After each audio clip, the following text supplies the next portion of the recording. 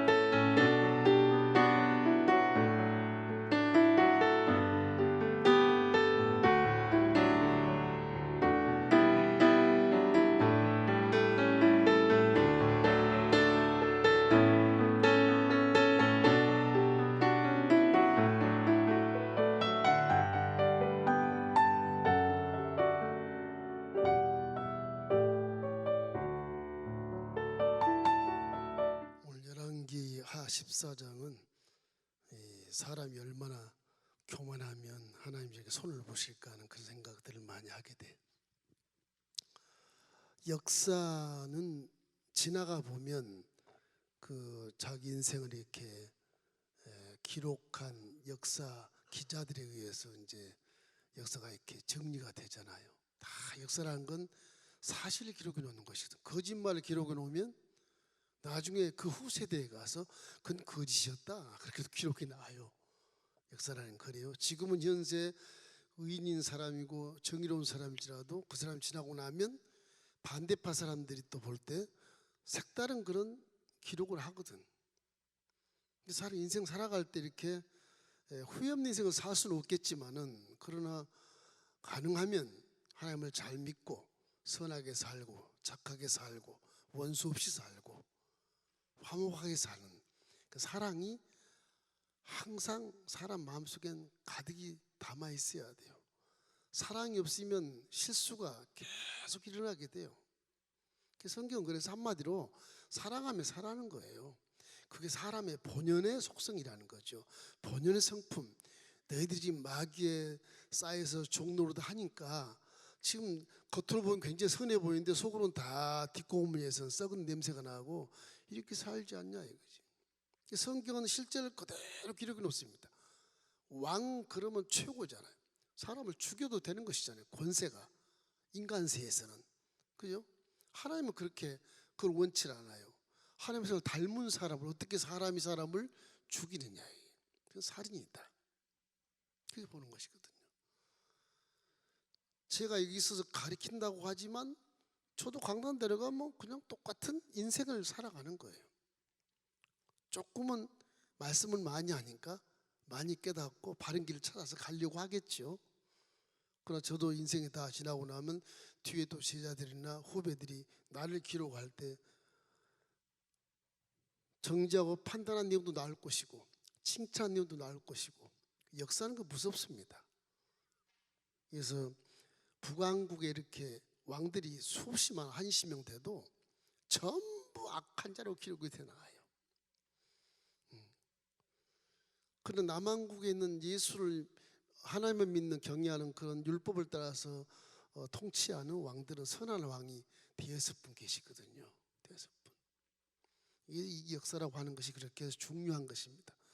역사를 뒤바꾸고 일본처럼 무슨 역사를 막 바꾸고 저렇게 해놓으면 후손들이 나와서 이제 그때 일본 총리가 잘못했구나. 또 기록하게 돼 있어요. 그런 것을 말씀해 주는 것입니다. 남유다, 북이스라엘 이 나라의 그 형태가 우리나라가 똑같아 가지고서 좀 설명하기가 우리나라를 꼭 설명한 것처럼 느껴져요. 이 갈릴리 사해 호수입니다. 호수. 바다가 아니고 너무 크니까 바다라 그러는데 바다는 이쪽이 바다예요. 시중에 이 바다예요. 바다. 홍해가 이렇게 이런 모습으로 되어 있습니다. 이게 이제 애굽에 있는 애굽이죠. 여러분 잘 아시는 애굽. 지금 아프리카. 이게 이집트인데 이게 홍해. 바다예요. 여기도 홍해. 바다. 수에즈만이 이렇게 또 지금은 수에즈만이 이렇게 배가 다녀요. 뚫려가지고. 안 그러면 아프리카 저 밑으로 해서요. 한 달 돌아서 와야 돼. 이 속으로 들어와야 돼요. 숲에 이렇게 와 있고. 그래서 와야 돼. 이게 많이 뚫렸으니까 이쪽 지중해 연안에 있는 나라들이 전부 무역하기가 좋죠. 그래서 이 이집트 이 나라에서 굉장한 그런 수입을 얻습니다. 이스라엘은 예루살렘 여기거든요. 예루살렘. 사마리아, 북사마리아가 있고요. 사마리아. 이 수도예요. 북쪽 이스라엘은 여기가 수도고 남쪽은 예루살렘 수도고 이렇게 해서 쭉 논하죠. 북이 한 지금 이 정도 가 있어요. 이 정도. 남쪽은 한 요 정도에 끝나요. 지금 현재는. 현재 북이란 말.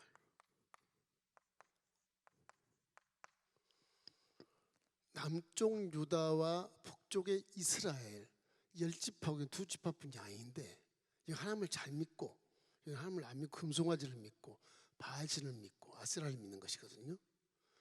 근데 이 남과 북이요 이 오므리 왕조에 들어와서 아합의 아버지가 왔을 때 이 북과 남이 상당히 좋은 친화적인 관계가 됐어요.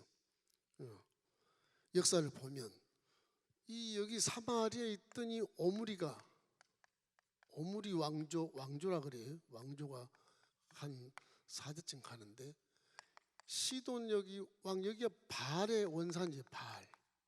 이쪽이 바알의 원산지입니다. 여기 종교로 보면 여기하고 이제 결국은 아들하고 딸하고 결혼을 시켜서 혼인 동맹을 맺거든요. 혼인을 맺어. 그 나라가 유시되잖아요. 이 오므리 왕조의 아합이 나라가 엄청나게 강하거든요. 당시에는 전쟁이 아주 능사라 이 양반들이. 그래서 결국은 이 오므리 왕조가 이제 자기 아들 아합하고 이세벨하고 결혼을 시키고, 이제 아합이 이제 이 오므리 이제 아합도 아버지를 닮아가지고서 아합 딸하고 요사밧 아들하고 또 혼인 동맹을 맺어요. 그래서 또 혼인이 왜 그러느냐? 나라를 강성하게 만들어서 살려고. 워낙 이쪽이 지역이 예민한 곳이거든요. 뭐 크게 설명할 수는 없겠지만 애굽에서 이렇게 치고 올라오면 저쪽 지금의 터키 해쪽 속에서 하는 곳인데, 터키를 치려고 이걸 또 통과를 해야 돼요. 이거 다 밟고 올라가야 돼요. 이쪽에 가면 이제 바벨론에서 바벨론, 지금은 아수르가 얘기가 있지만 여기가 이제 아람이 있습니다. 아람 이것이 가서 뭐가 되냐? 아수르 제국이 돼요. 아수르한테 먹혀가지고서 이게 아수르 제국이 돼버려요. 이제 바벨론이 있어요. 바벨론 제국. 이 바벨론 제국. 이 나중에 이 바벨론 쪽이 다 먹습니다. 이쪽 전체를 다 먹어서 이렇게 쳐들어와요. 애굽은 나중에 처음에 왔다가 또 나중에 뭐 다 망하지만, 이쪽에 이제 결국에는 이제 나중에 와서는 이게 그리스라 그래. 그리스 제국이 이제 알렉산더 아시죠? 알렉산더 대왕 그러지요. 대왕. 요 대왕이 또 전체를 다 쓸어버려요. 다 이렇게 해가지고 전부 다 쓸어요. 지중해 연안에 있는 모든 나라가 다 전부 다 알렉산더 대왕의 휘하에 다 들어와요. 이런 역사가 있어. 이 지역은 바다를 가운데 두고 계속 먹혀요. 계속 지겨운 전쟁을 해요. 한 2만 번 전쟁을 당했다고 그래요. 전 민족이 살아갈 곳이 없어요. 다른 데 갈 데도 없고. 이 세계에서 가장 고난을 많이 받은 민족, 땅도 가장 저주의 땅. 세상에 땅도 그런 땅이 없어요. 메마른 땅이 뭘 먹고 사는지를 모르겠어. 다 굶어 죽을 것 같은 느낌에, 기도하지 않으면, 누가 도와주지 않으면 다 죽을 것 같은 느낌이 이 중동 땅이에요. 중동 땅. 사우디아라비아도 마찬가지입니다. 아라비아도 사우디거든요. 여기도 엄청 덥거든요. 마찬가지. 이런 가운데 저 이스라엘과 남유다가 살아남는 게 참 신기하단 말이에요. 신기해. 그 저게 이제 북이스라엘 요아스 왕 아합의 손자입니다. 아합의 손자가 요아스 왕이 왕을 하다 그 밑에 이제 아들에게 넘겨주고, 남쪽도 이제 여호람이 왕을 하다가 결국은 요아스라는 그 뭐 아달랴가 중간에 막 왕족을 다 죽여버렸지만, 그러나 이제 그 밑에 하나 살아남은 요아스가 나와가지고 왕이 돼서, 오늘 14세기 오면 이제 요아스 왕의 아들까지 나와요. 아마사까지. 이 아마사 이제 연구하는 거예요, 오늘은. 근데 역대 지략에 처음 왕들이 이렇게 나오는데, 나라를 살리기 위한 그런 개념보다는 욕심, 교만, 딱 두 가지입니다. 이게 사람 삶에 아주 사람이 실패할 수 있는 기가 막힌 그 원인 자체가 욕심, 교만, 두 가지 있다. 그 외에는 부수적인 거예요, 사실은. 그 사람이 교만을 제일 싫어하셔. 이걸 아담과 하하가 에덴 동산에서 마귀의 속삭임을 받아가지고 우리도 하나님처럼 될 수 있다고 하는 그런 교만, 그것도 자기 중심적인 삶으로 바뀌어서 지금 인생이 이렇게 살고 있는 것이거든요. 산천초목을 보면 이렇게 봄이 되면 새싹이 쫙 나오잖아요. 와, 희망과 용기를 가지고 살겠다고 나와요. 여름이 되면 막 열심히 일해서 막 서로가 경쟁을 해. 막 쯤에서 새파랗게 무슨 하늘을 찌를 듯이 막 무성이 자라는데, 스랑 가을바람이 불면 다 힘없이 이파리 다 떨어져. 남는 게 뭐가 남아요? 열매가 남아요. 이 교만의 심판을 지금 말씀하시는 건데, 결국은 이게 역대 지락에 기록되었느니라. 역대 지락에 기록되는 왕마다 처음 그렇게 그가 장사 지내고 죽음에 역대 지하게 기록되었느니라. 그 아들 아마사가 왕이 되니라. 다 그런 식으로 나와요. 여기에 별 볼 일이 없어요. 그 열왕기상, 역대하, 상하 이건 모두가 다 왕들을 얘기해서 골치 아픈데 그게 의미가 없어요. 하나님 말씀에 순종했냐 안 했냐 딱 그거예요. 그거 왕들 이름 외울 필요가 없어. 딱 그거예요. 인생이 살면서 하나님 말씀에 순종했느냐 불순종했냐 그 결과가 이제 심판으로 나와요. 그걸 말씀하는 거예요. 물론 구절마다 나에게 해당된 말씀도 있긴 하겠지만 거의 다 이제 그렇게 해서 하게 된 것입니다. 결국 아합과 혼인을 해서 사이가 상당히 평화로워요. 지금의 요아스 왕까지 평안해요. 그 요아스 왕이 북에 요람 왕이 상처받을 때 문병에서 지난 시간에 죽었잖아요. 괜히 문병 갔다가 죽지 않았습니까? 괜히 못 죽어. 그래서 이제 아마사가 왕이 돼서 평화 조약이 깨져버린 거야. 아마사가 안 되겠다. 통일을 시켜야 되겠다. 이 사람이 또 꿈이 커요. 근데 북쪽은 엄청 강하거든. 엄청 강하거든.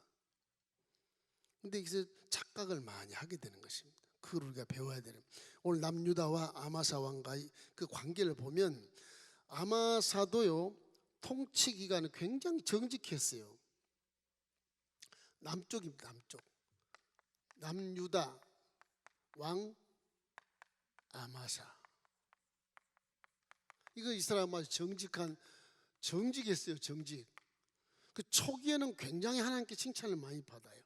이렇게 정직했던 사람이 나중에 교만이 딱 서는 그 과정을 이렇게 보면 우리도 그럴 때가 많을 것 같아요. 그 사람 25세 왕이 됐는데 29년을 통치합니다. 거의 30년을 통치해요. 아버지 요아스만큼 처음에는 아주 정직했었습니다. 이 이스라엘 백성들은 뭘로 따지냐면 다윗과 같이 행했느냐 안 했느냐 그거로 기준을 딱 삼아요. 그 다윗이 대단한 분이니까 다윗처럼만 믿어봐라. 하나님을 통일한국 만든다. 우리도 다윗처럼만 믿어봐요. 영혼이 잘되고 범사가 그건 뭐 말할 것도 없고 하나님이 민족에 뛰어난 이름으로 높여주신다. 할렐루야. 다윗 왕처럼만 믿으면 신약 시대에도 하나님이 그게 아주 복을 퍼부어줄 겁니다. 아마. 그런 사람이 없어 그렇지. 이스라엘은 지금도 다윗을 기준에 딱 두고 있어. 국기 그 나라 국기가 별이에 딱 다윗 별이 딱 다윗 별. 지금도 그러고 있어요. 다윗이 아주 위대한 왕 중의 왕이라는 것을 표시하면서 그분은 왜 율법을 가장 잘 지켰다. 내 영혼아 야훼를 송축해라. 내 속에 있는 모든 것들아 야훼를 송축할지어다. 그러니까 이분은 신약시대 사람보다 더 신앙이 멋있어요. 우리 모든 세포까지 다 창자까지 다 하나님을 송축해라. 그런 영성을 갖고 계신단 말이에요. 그런 거예요. 그래서 그 하나님의 평가 기준을 다윗에게 딱 보는 것입니다. 열왕기하 14장 3절에 이런 말씀이 있어요. 아마사가 야훼 보시기에 정직 행하였으나 그의 조상 다윗과는 같지 아니하였으며. 정직한데 다윗과는 같지 아니한다 그러잖아요. 정직한데도 다윗과는 같지 않다. 그렇게 말씀을 하고 있어요. 이래서 다윗에게 딱 기준이 되어 있어요. 그러나 열왕기하 14장 5절 7절을 보면 아주 말씀대로 살아요. 읽겠습니다. 나의 나라가 그의 손에 굳게 섬에 그의 부왕을 죽인 신복들을 죽였으나 왕을 죽인 자의 자녀들은 죽이지 아니하였으니 이는 모세 율법책에 기록된 대로 함이라. 곧 야훼께서 명령하여 이르시기를 자녀로 말미암아 아버지를 죽이지 말 것이요 아버지로 말미암아 자녀를 죽이지 말 것이라. 오직 사람마다 자기의 죄로 말미암아 죽을 것이니라 하셨더라. 아마사가 소금 골짜기에서 에돔 사람 10,000명을 죽이고 또 전쟁을 하여 셀라를 취하 이름을 욕되리라 하였던 오늘까지 그러하니라. 율법에 정해서 자기 아버지를 죽인 신복들 다 죽여요. 그러나 그 자녀들 안 죽여요. 우리나라 같으면 삼족을 멸한다 그래서 깡그러 죽여버리는 경우가 있는데 북쪽도 마찬가지입니다. 북이스라엘도 삼족이 아니라 그냥 막 손자 손녀가 다 죽여버려요. 무시무시한 나라에 이 금송아지 생긴 나라가. 그래서 이 아마사 초기에 보면 말씀대로 통치를 해요. 잘해요. 하다가 권위가 딱 서니까 이제 아버지를 죽인 신복들 가족을 다 찾아요. 찾아가 신복들 전부 후손들이 보는 앞에 다 죽여요. 나중에는 그 후손들이 복수해서 또 죽입니다. 그러니까 이 죽인다는 것은, 미움이라는 것은 반드시 이렇게 해서 용서를 받아야 되는데 용서를 못 받으니까 죽게 되는 거예요. 항상 하나님은 공의로운 곳에서 꼭 그 용서를 받으면 대가가 필요한 거예요. 대가가. 그래서 회개하는 거예요. 하나님도 그래서 예수님을 받으셔야 우리 죄가 용서받는 것처럼 그렇게 되는 것입니다. 완전 범죄라는 게 없어요. 역사, 소돔의 역사는 지나가면 다 드러나게 돼 있거든. 다 드러나게 돼 있거든. 이러기 때문에 사람이 사는 데 있어서 정말 인간관계에서 잘 해야 되는 것입니다. 아마사가 이렇게 왕권을 장악한 다음에 아버지를 살해한 신하들을 다 처형했어요. 그대로 지금 말씀드려요. 보세요. 처음에는 말씀도 통치를 쫙 했잖아요. 그 하나님이 이제 에돔이라는 데를 전쟁을 하게 됐어요. 거기에서 말씀을 듣고 잘 통치하는 아마사에게 승리를 안겨주셔요. 에돔이 여기 있습니다. 에돔. 사햄의 대돔. 이 에돔 나라가 암덩어리처럼 존재한 나라. 이스라엘 자꾸 공격이 치고 올라오고 그러게. 예? 특별히 남쪽 유다를, 아마사 왕 있는 곳을. 그러니까 에돔이 언제나 이게 골치 아픈 거예요. 에돔이 치면 모압이 또 와요. 모압이. 예. 모압이. 이건 안본 얘기가 있고. 그래서 전부 다 형제들 나라인데 전부 다 이렇게 형제를 치고 들어오려고 하는 그런 의도가 강해요. 왜냐하면 여기는 지리적으로 굉장히 안 좋거든요. 여기보다 더 안 좋거든요. 여기는 바다라도 있지. 여기는 진짜 살 곳이 못 되는 곳이 지금 이 시리아 요르단 이 지역인데. 이래서 형제의 싸움이 많이 오게 돼요. 저 나라들이 다 이렇게 암적인 존재로 있었기 때문에 에돔 같은 데는 전부 바위거든요. 페트라 가보면 뭐 희한한 곳이 많지만 그것이 너무 기이해서 성지순으로 가지만은 이 나라 자체가 뻘개요. 황토가 아니라 그냥 무슨 빨간 그런 산 이런 것들이거든. 풀 한 폭이 없이 거기서 뭘 먹고 사는지 모르겠어요. 지금 가봐도 금은 보석은 이쪽에서 다 나오거든요. 사우디 아니면 이쪽 아프리카에서 오거든요. 그래서 이게 이제 에시온 게벨이라 그래서 지금 엘랏이라는 휴양지인데 솔로몬 때 에스온 게벨이라 그래가지고 항구입니다. 항구. 예, 항구. 여기서 배를 만들어 가지고서 이 금은 보석을 다 이리 해가지고 예루살렘 올라가서 성전을 짓거든. 그랬거든요. 저기는 뭐 땅 자체가 뭐 철근도 없는 것 같고 그냥 황토일 뿐이야. 황토뿐. 그 바위, 황토바위 그런 것뿐이거든요. 정말 가보면 다 굶어 죽을 것 같은 느낌이 들어요. 뭐 먹고 사는지 뭐 지금도 가보면 그래요. 이해가 안 될 정도로. 이래서 형제 나라들이 나중에 시대가 가면서 원수가 돼가지고서 자꾸 침공해 오는 거예요. 아마 이 암몬, 모압, 에돔, 남북을 통일해버리면 기가 막힐 겁니다. 아마 이게 아직 그 왕조 나타나지 않지만 저 통일해버리면 한 가족으로서 굉장한 강성대국이 될 텐데 그걸 못하는 거예요. 꼭 저기는 아프가니스탄 같아. 미국이 아프가니스탄 막 폭격해도 점령을 못하잖아요. 그 희한한 지형이라 그래. 거기가 너무너무 희한한 지형. 숨을 곳도 많고 동굴도 많고 뭐 그래요. 열왕기하 14장 7절 우리 한번 읽어볼까요? 아마샤가 소금 골짜기에서 에돔 사람 10,000명을 죽이고 또 전쟁을 하여 셀라를 취하고 이름을 욕되리라 하였더니 오늘날까지 그러하니라. 에돔을 얘기하는 거예요. 에돔을 욕되리라 이름을 변경해 가지고 이렇게 한 건데 나중에 이 우상 때문에 또 문제예요. 이 우상을 가지고 들어와요. 또 전쟁을 했는데 취하니까 거기 문화를 또 이렇게 버릴 수가 없죠. 그 원주민들은 또 원주민들 문화를 섬기다 보면 유다 민족도 가서 살다 보면 또 그 문화에 속에서 우상을 숭배하고 그렇게 돼버리거든요. 그때 죄악이 또 들어오는 거예요.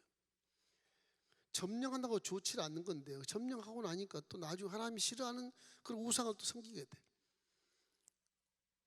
그런데 저 에돔의 10,000명을 죽였다. 대단한 겁니다. 10,000명. 대단한 겁니다. 저게 30만을 데리고 와서 10,000명을 죽였다고 해도 대단한 거예요.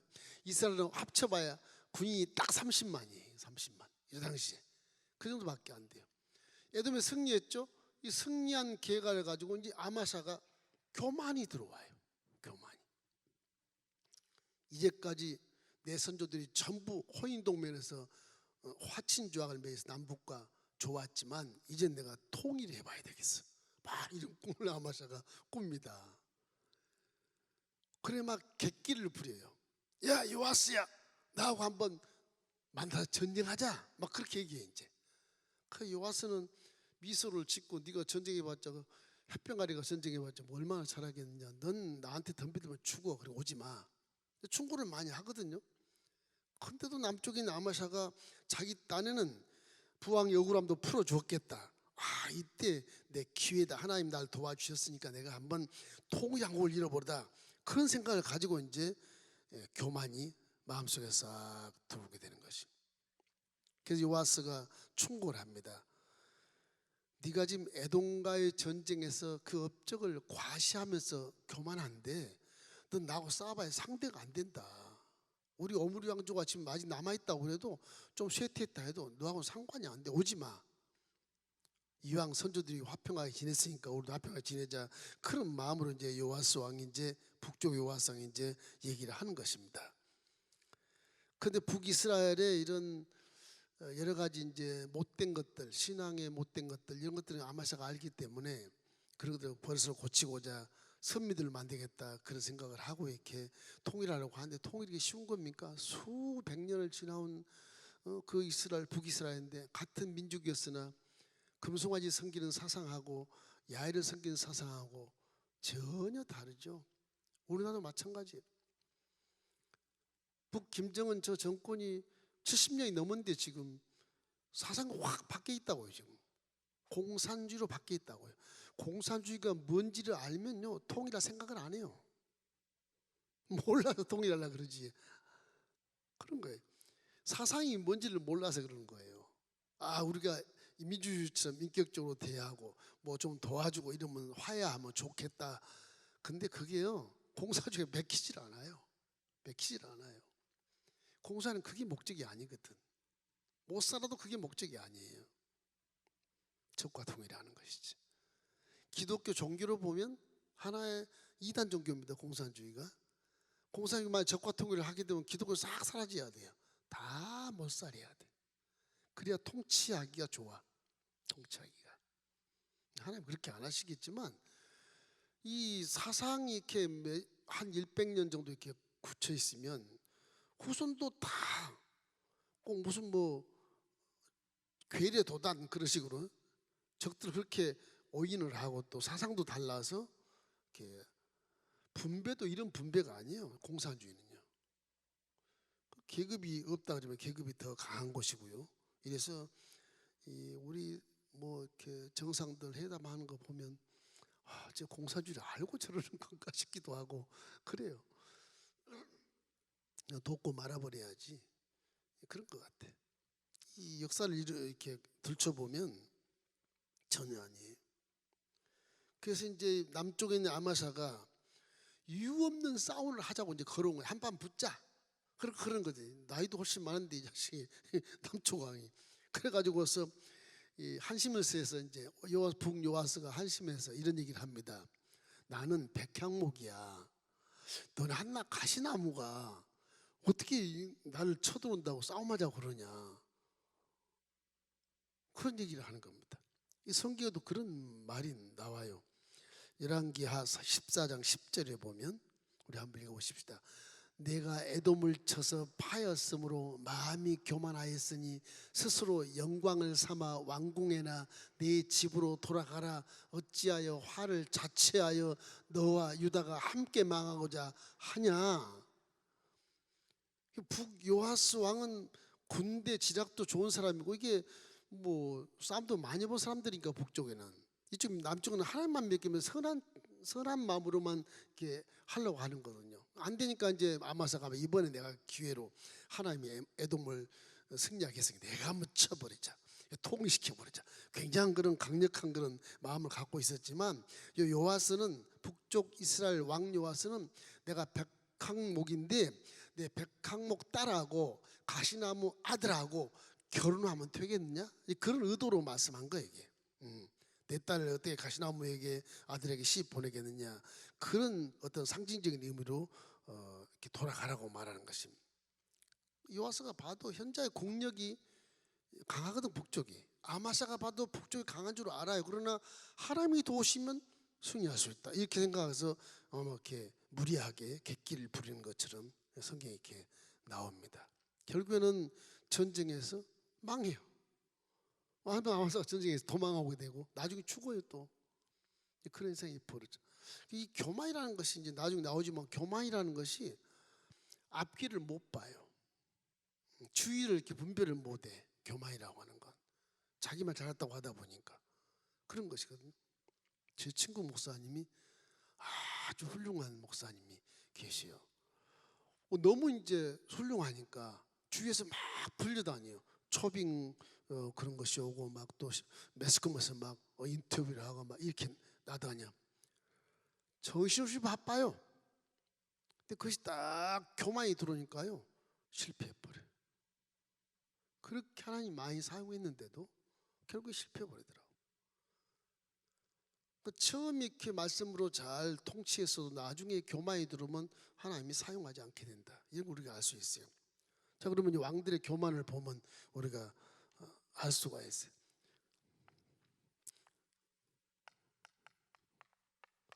이 북이스라엘 왕이나 남이스라엘 왕이나 거의 다 교만 때문에 망하는데요. 거의 북은 거의 다 교만 아니라 악을 행하기 때문에 그냥 망하는 겁니다. 남쪽도 잘 하나님 믿다가 교만하니까 또 망해버렸거든요. 잠언서 4장 23절 말씀에 이런 말씀이 있어요. 무릇 지킬 만보다 더욱 내 마음을 지켜라. 생명이 그러니 이에서 남으니라. 그 생명이 그러니 뭐예요? 십자가 뒤에서 복음을 말하는 것은 말씀을 말하는 것이거든.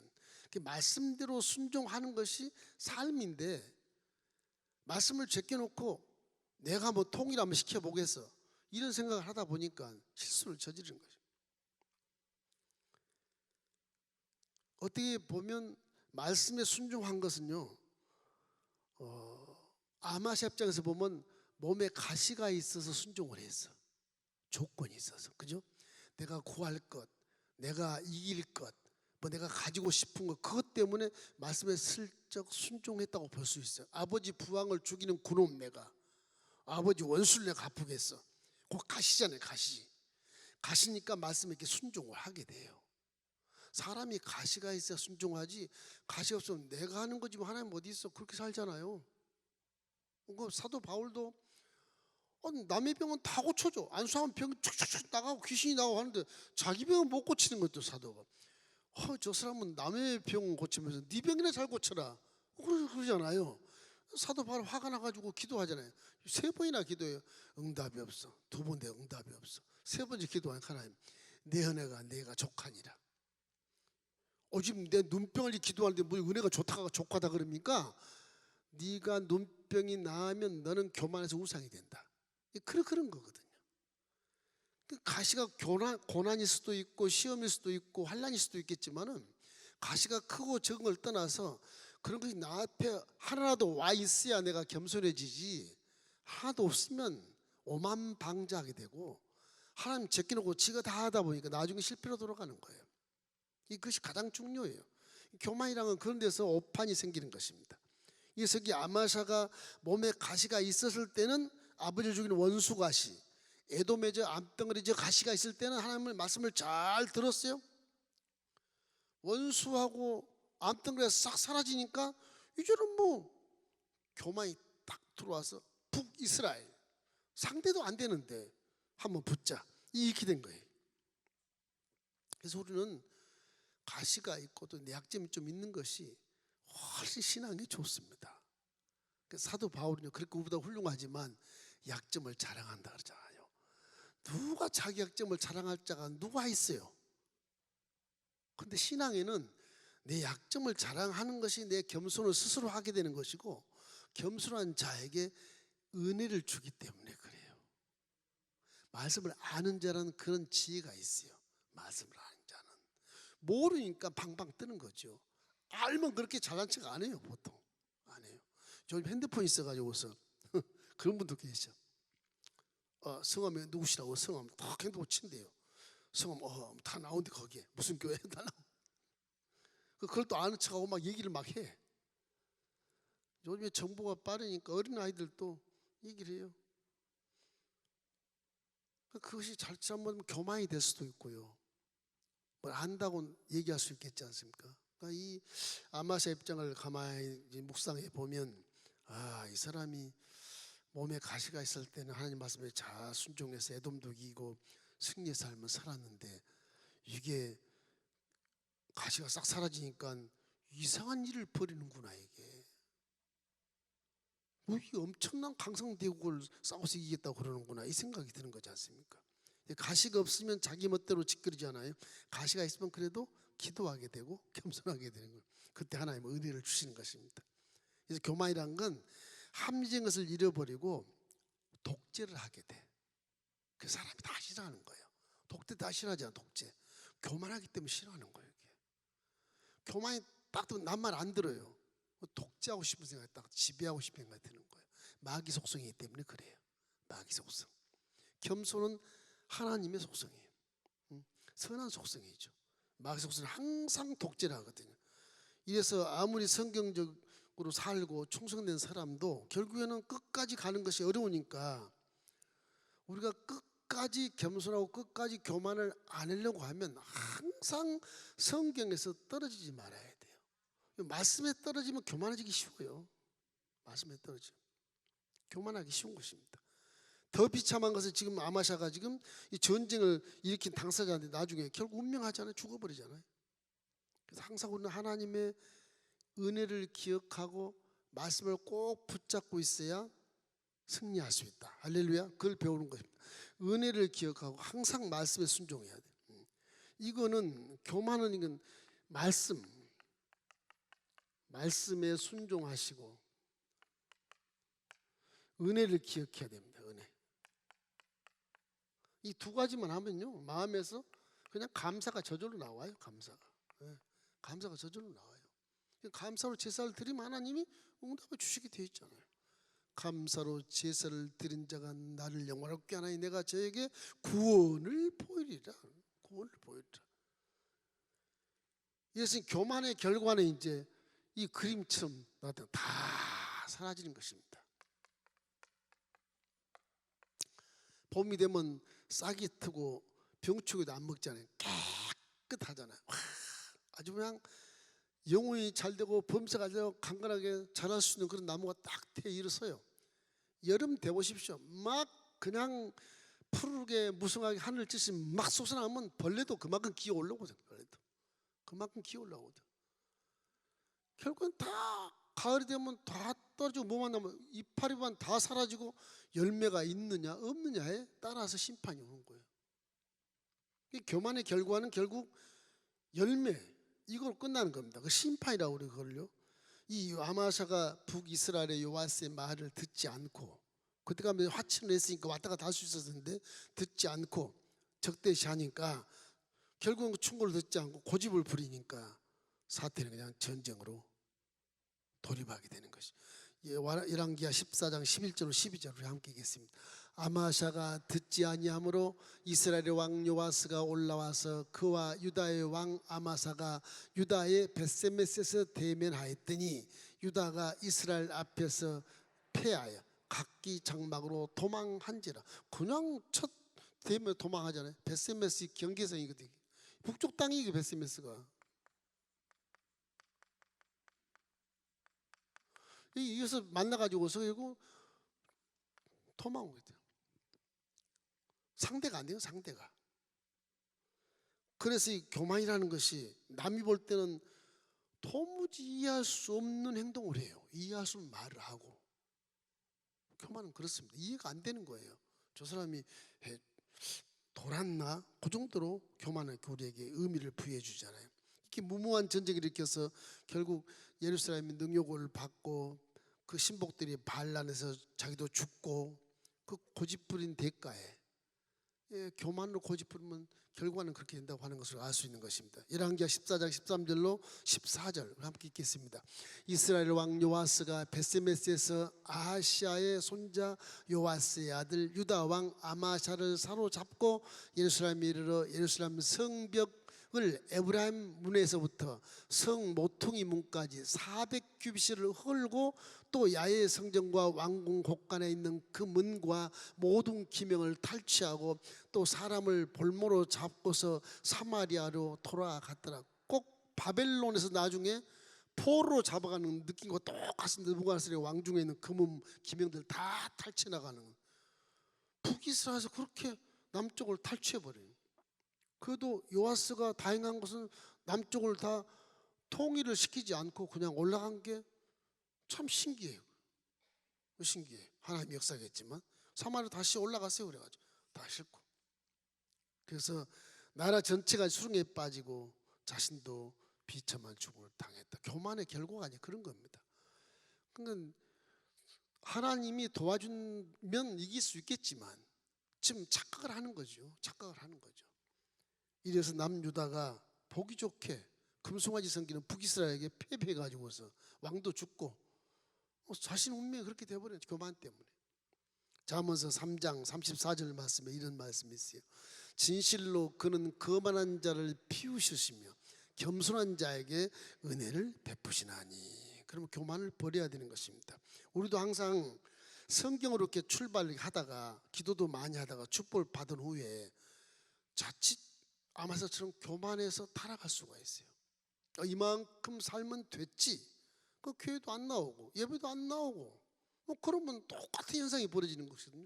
똑같은 현상. 하나님 돕지 않기 때문에 계속 예배를 빠지지 말고 나와서 언제 나에게 또 하실 말씀 있는가를 기대하면서 예배에 참석해야 되는 것입니다. 자기만 믿으면 반드시 불쌍한 세계에서 변하게 돼 있어요. 변하게. 하나님 믿으면 안 변하지만 자신만 믿으면 변하게 돼 있는 거예요. 끝까지 성경을 붙잡고 하나님의 은혜임을 우리가 알고 겸손하게 이렇게 행할 때 덜 부패하고 하나님 지켜주시고 보호해 주시는 것입니다.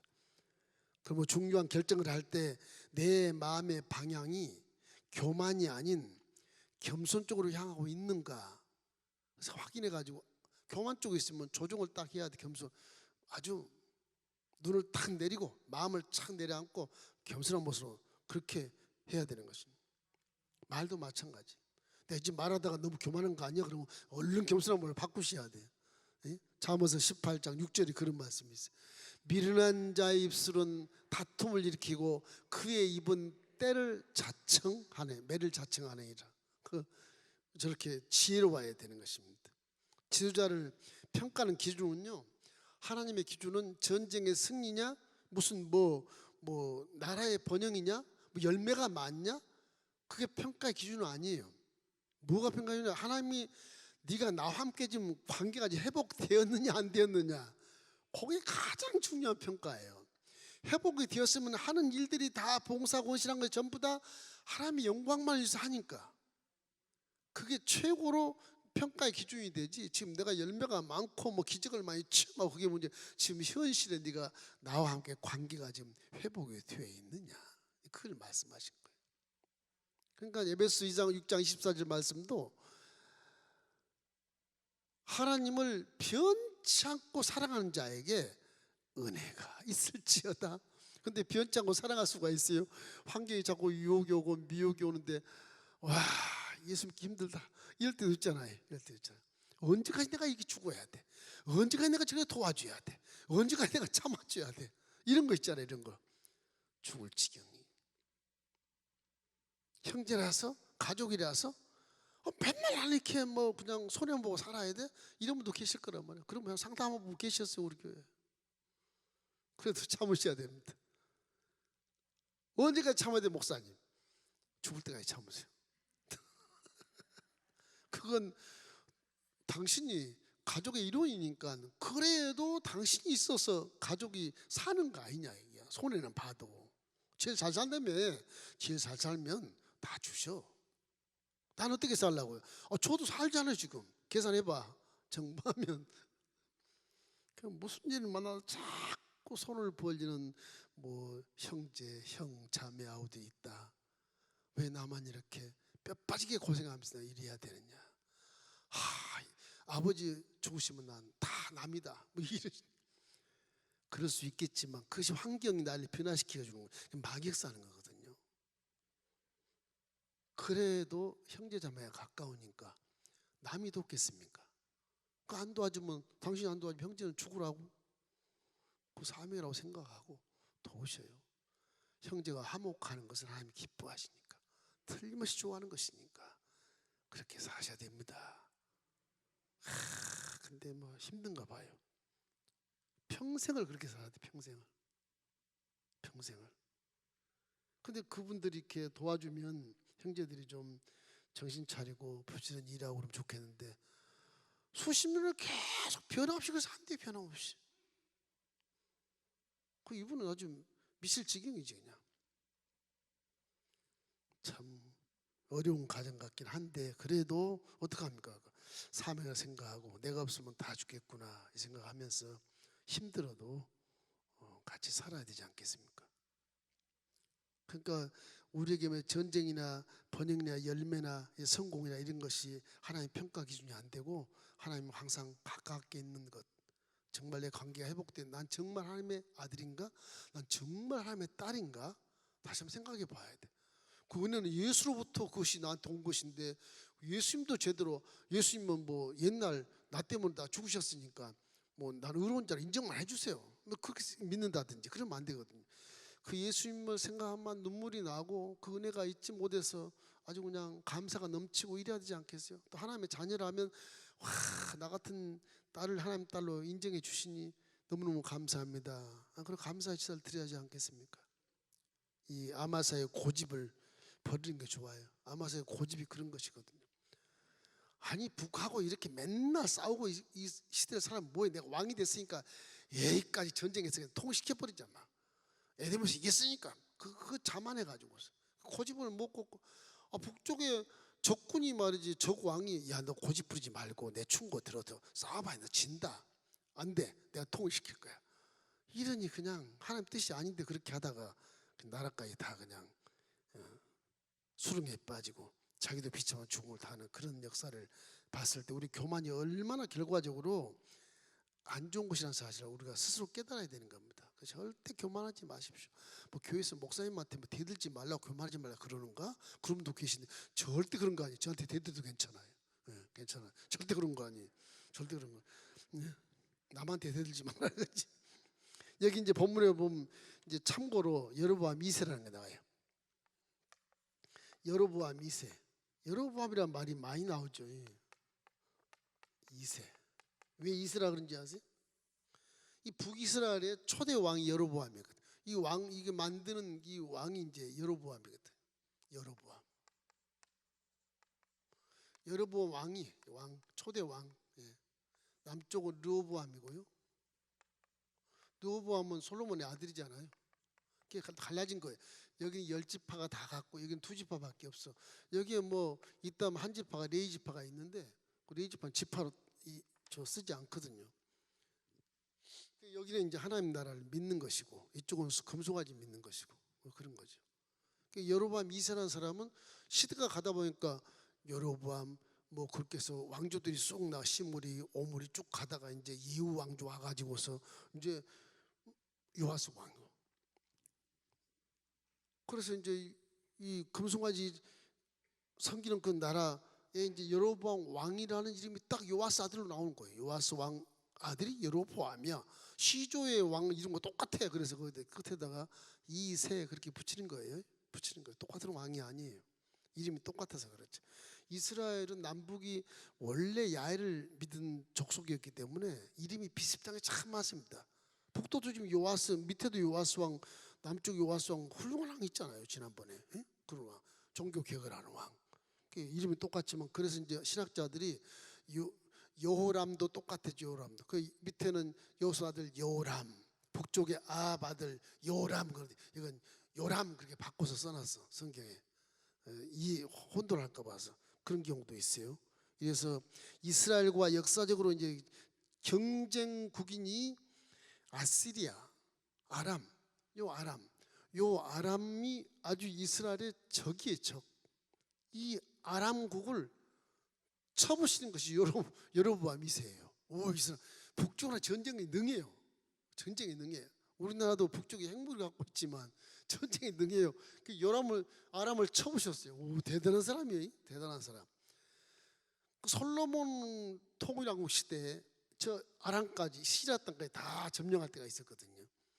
그래서 여로보암 2세가 북이스라엘은 굉장한 왕이에요. 아주 솔로몬 전성 시대 땅 다 차지했다.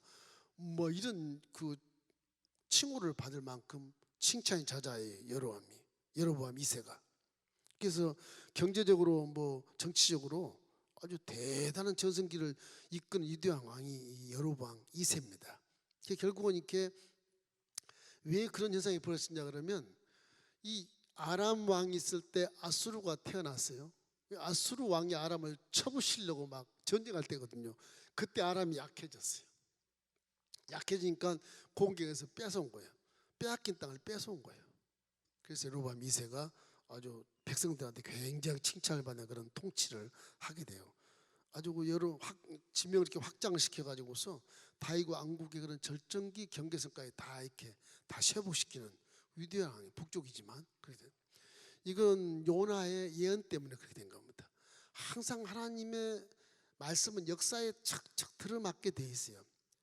그 요나도 결국에는 한 780년 예수님 오기 전 780년 그때 이제 선지자인데요. 그때 호세아나 아모스도 그 시대의 사람이거든요. 미가는 조금 뒤에 전에 나오지만 이래서 거의 세 선지자가 이 당시에 있었는데 요나의 예언 속에 그런 말이 나왔었어요. 열왕기하 본문에 나와 25절에 우리 한번 읽어보십시다. 이스라엘의 하나님 야훼께서 그의 종 가드 헤벨 아비떼의 아들 선지자 요나를 통하여 하신 말씀과 같이 여로보암이 이스라엘 영토를 회복하되 하맛역에서부터 아라바 바다까지 하였으니. 그러니까 하맛역이는 이 상 갈릴리 이쪽 시리아 쪽이거든요. 하맛역이 여기서부터 이 아라바 바다는 이 사해 동편 얘기하면 사해 동편 이거 쭉 전체까지 다 지금의 이 암몬 모압 족속 있는 쪽까지 다 전부 확장하는 그런 놀라운 역사를 만들어냈다. 이것이 요나의 예언의 성취다. 그 가드 헤벨이라는 가드 헤벨은 그 스브론 지파의 그 갈릴리 호수 서쪽입니다. 거기에 있고요. 요나의 고향은 지금 신학자 얘기할 때는 나사렛에서 좀 가까운 곳에서 태어났다고 그래요. 바로 그 지역입니다. 갈릴리 호수의 서쪽에 여기 갈릴리 호수 있잖아요. 여기가 나사렛 여기가 있어. 나사렛이 이 정도 있어요.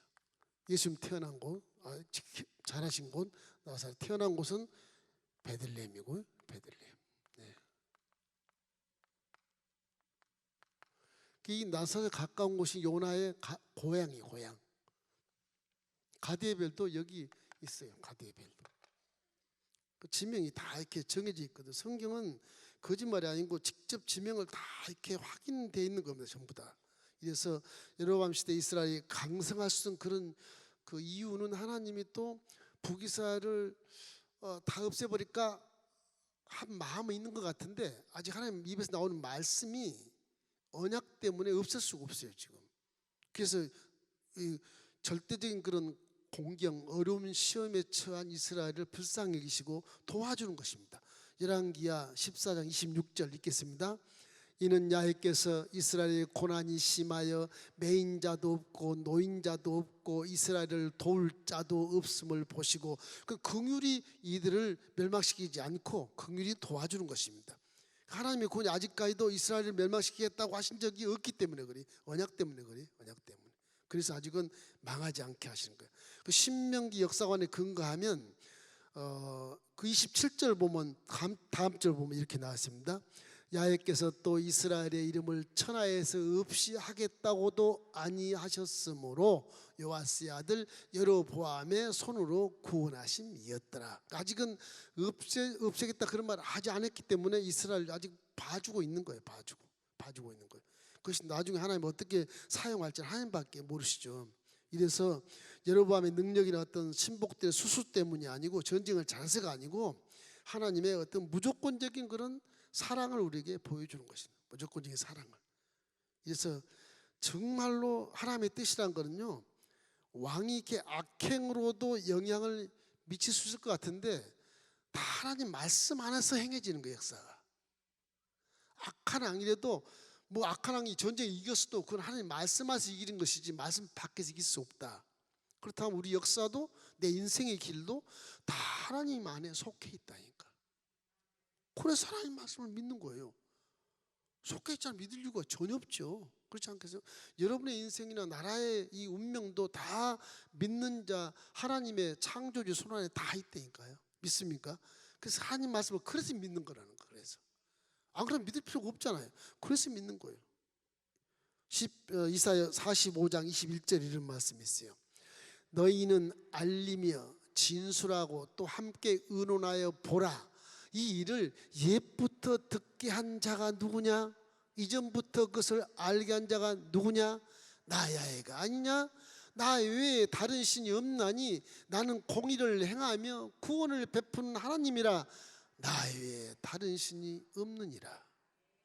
그 하나님 이사야 선지자가 예언할 때 다시 한번 하나님은 어떤 분이라는 것을 말씀해 주고 있는 거예요. 이제 곧 이사야가 나옵니다. 이제 시대 끝나면 또 700년 좀 가면 나옵니다. 25년 700년 가면. 그래서 이 공의를 행하며 구원을 베푸신 하나님의 사실 항상 기억하고. 이래서 이제 스가랴가 나오는데 이 아마세의 아들 스가랴 예후의 북의 요아스의 그 이제 아들 이제 스가랴가 나오고 스가랴 예후의 이제 4대까지 하나님이 예언했던 그대로 해서 그 막을 딱 내립니다. 이제 또 다른 이제 왕조가 또 이렇게 등극해. 그 역사가 그렇게 돼 있어요. 그래서 하나님 평가 기준은 어떤 사람이나 업적이나 열매가 아니고 하나님은 신앙으로 평가하는데 하나님의 보시기에 선했냐 악했냐 그걸 심판하시는 겁니다. 항상 우리는 하나님과의 관계를 회복시키며 살아야만이 그게 진짜 신앙이다. 그래야 교만이 안 들어오고 항상 하나님과 함께 동행하는 삶이 된다. 이래서 공의 언약과 긍휼의 은혜 이것 때문에 사실은 언약과 십자가의 은혜 이것 때문에 우리가 지금 살고 있는 것을 믿으시기를 주의 이름으로 축원합니다. 항상 하나님 평가는 하나님과의 관계가 회복된 것이냐 안 회복된 것이냐 이게 평가니까 지나간 세월 다 나쁜 짓 죄 다 회개 싹 해버리시고 이제 내가 하나님과 함께 관계가 회복되기를 원합니다. 그 십자가를 바라보고 다시 말씀에 순종하면 하나님 또 긍휼을 베푸셔서 이기게 하시고 좋은 일을 만나게 하시고 내 응답에도 응답해 주시는 것입니다.